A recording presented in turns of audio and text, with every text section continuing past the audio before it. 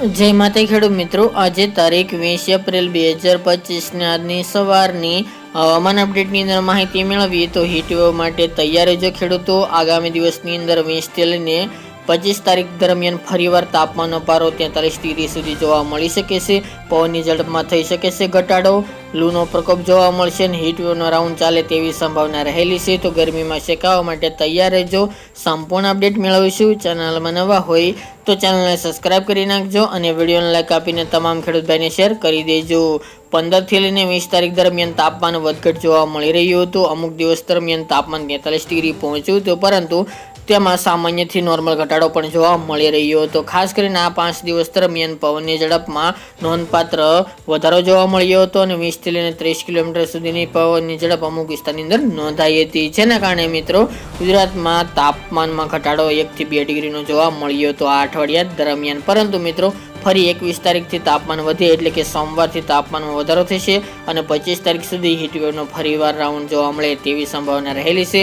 હવે મિત્રો એપ્રિલ મહિનાનું છેલ્લું અઠવાડિયું ચાલુ છે, એવામાં હીટવેવનો એક ફરી રાઉન્ડ જોવા મળે તેવી પણ સંભાવના દેખાઈ રહી છે. ફરી મિત્રો તાપમાનનો પારો 43 તેમજ 1-2 વિસ્તારની અંદર 43 પ્લસ પણ તાપમાન નોંધાય આગામી 21, 22, 23 અને 24 તારીખ દરમિયાન, જેની તમામે ખેડૂત ભાઈ નોંધ લેવી. હા, ખાસ કરીને મિત્રો અઠવાડિયા કરતાં જે તાપ જોવા મળતો હતો તેમાં ઘણો બધો અત્યારે વધારો જોવા મળશે આ 4 દિવસ દરમિયાન અને મિત્રો લૂનું પ્રમાણ વધશે, જેના કારણે તડકો વધુ લાગે તેવી સંભાવના છે અને ગરમીનું પ્રમાણ પણ વધુ જોવા મળી શકે છે. અમુક વિસ્તારની અંદર ઉકળાટનું ભર્યું વાતાવરણ જોવા મળ્યું હતું, તેમાં હવે ઘટાડો જોવા મળશે, પરંતુ આ બપોર દરમિયાન લૂ અને તડકાનો સામનો ખેડૂત ભાઈઓને કરવો પડશે. ખાસ કરીને રાજકોટ, અમરેલી, બોટાદ, જૂનાગઢ તેમજ સુરેન્દ્રનગર જિલ્લો, ડીસા, પાલનપુર, અંબાજી જેવા ભાગો, અમદાવાદ, ગાંધીનગર, ખેડા, મધ્ય ગુજરાત, વિરમગામ, સાણંદ જેવા ભાગો, ભરૂચ અને વડોદરા જેવા ભાગોની અંદર તાપમાનનો પારો 40, 41 અને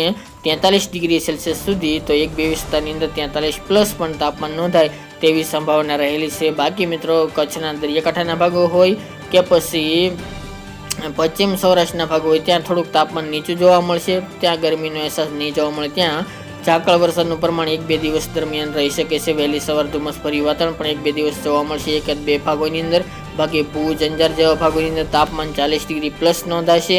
સૌરાષ્ટ્રના અન્ય વિસ્તાર, દક્ષિણ ગુજરાત અને ઉત્તર ગુજરાતના અન્ય વિસ્તારની અંદર 35 થી લઈને 40ની રેન્જમાં તાપમાન જોવા મળી શકે છે. મેન સિટીની અંદર તાપમાન 40 પ્લસ નોંધાશે અને મોટાભાગના ભાગોની અંદર 43 આસપાસ તાપમાન પહોંચે તેવું પણ અનુમાન દેખાઈ રહ્યું છે. બાકી મિત્રો હમણાં ગુજરાતના હવામાનમાં કોઈ પણ ફેરફાર થાય તેવી સંભાવના જણાતી નથી, તેમજ ગુજરાતની અંદર હમણાં માવઠાનો ખતરો પણ કોઈ જણાતો નથી, એટલે કોઈ ખેડૂત ભાઈને ડરવાની જરૂર નથી. બાકી પવનની ઝડપમાં ઘટાડો નોંધાયો છે. આગામી દિવસમાં હજુ પવનની ઝડપ ઘટી શકે છે.